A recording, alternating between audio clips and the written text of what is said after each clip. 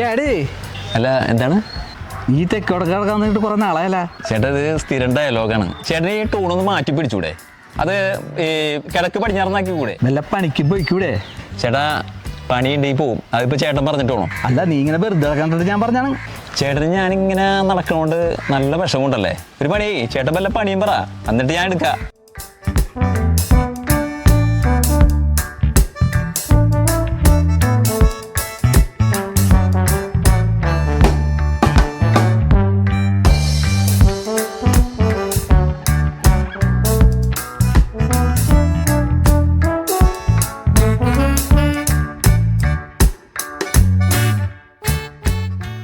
ഞാൻ പൗരസേട്ടനൊന്ന് കാണാൻ വേണ്ടിയൊക്കെ ആയിരുന്നു.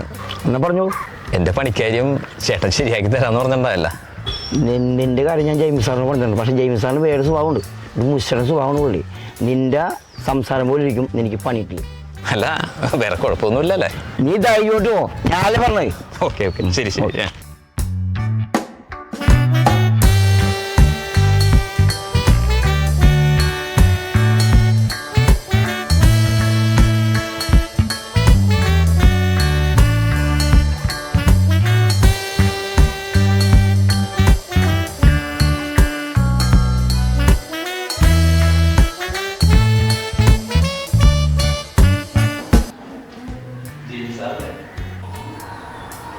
പൗലോയ് എന്നോടെല്ലാം പറഞ്ഞിട്ടുണ്ട്.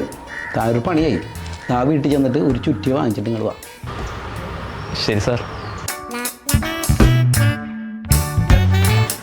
സാറേ ആ വീട്ടിലെ ചുറ്റി വെച്ചപ്പേ ആ ചേച്ചി ചുറ്റിയില്ലെന്നാ പറഞ്ഞത്.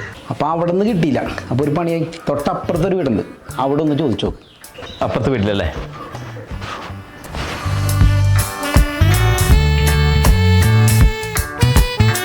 സാർ പറഞ്ഞ മറ്റേ വീട്ടിൽ ഞാൻ ചോദിച്ചു, പക്ഷെ അവിടെ അവർ ചുറ്റിയില്ലെന്നാണ് അവർ പറഞ്ഞത്.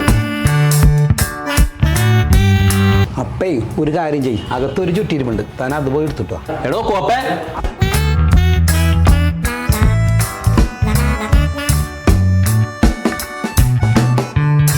ഈ ചുറ്റിക്ക് ഇതിനകത്ത് വെച്ചിട്ടാണോ താൻ എന്നെ അങ്ങോട്ടും ഇങ്ങോട്ടും ഇട്ട് ഓടിച്ചത്? ഒരാട് ജോലി ചോദിച്ചെന്ന് പറഞ്ഞിട്ട് അങ്ങോട്ടും ഇങ്ങോട്ടും ഓടിക്കണം.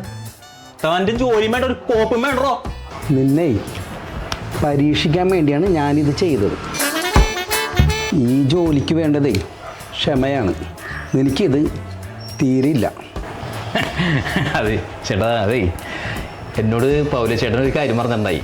ചേട്ടന് സിനിമാക്കാരായിട്ട് നല്ല ബന്ധമുണ്ടെന്ന്. അപ്പോൾ ചേട്ടൻ്റെ മുമ്പിൽ ഞാനൊന്ന് അഭിനയിച്ചാണ്. അതിനു വേണ്ടിയാണ് ഞാൻ ഈ നമ്പർ കാണിച്ചത്. ഓ യു ആർ സെലക്റ്റഡ്. നിന്റെ കാര്യം ഞാനേറ്റ്. Okay sir, okay. സംഗതി പണി പാടിയതാണെങ്കിലും ചെറിയൊരു നമ്പർ ഇട്ട് അത് ഏറ്റ്.